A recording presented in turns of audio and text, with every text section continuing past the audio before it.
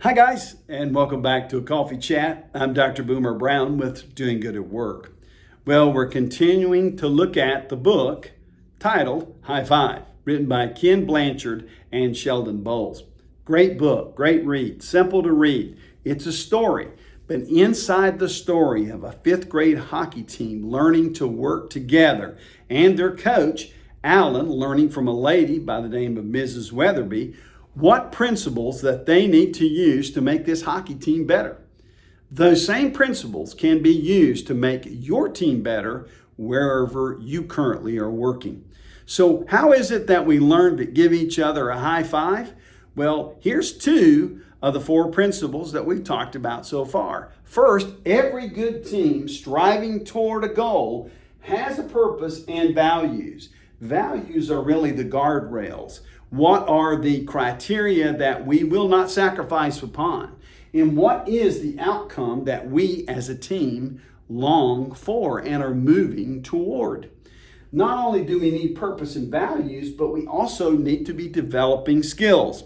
Now, this isn't just technical skills. That's usually what we think of when we think of skills. This is each individual being developed, shaped into the shape that's best for him or her.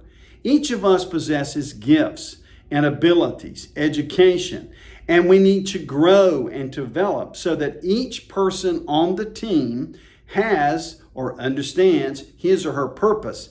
When those purposes come together and each individual is growing and each individual is affirmed, each individual is bringing value to the team, then you can move to the third principle, which is creating team power.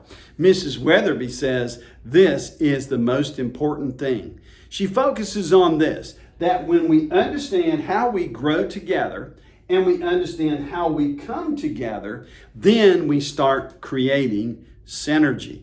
Sounds a lot like 7 Habits of Highly Effective People. Synergizing. It's when we understand who we are, what our purpose is, why we're doing what we're doing, what it is we're doing. Now we see how we do that and we begin to work together. We're affirming each other.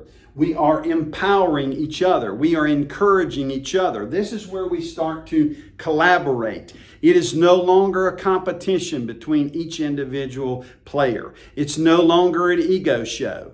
It's understanding that all of us are important and none of us know everything. And the important thing is the sum of the parts make a better whole. That's what we're striving for. I encourage you to think about these principles. Pick up a copy of this or maybe download it online. Take a read along in there. It's an interesting book. It's a great way to understand these principles and to make the team that you lead or the team that you're on better. Thanks for stopping by this week for a coffee chat. And as always, I hope to see you next week.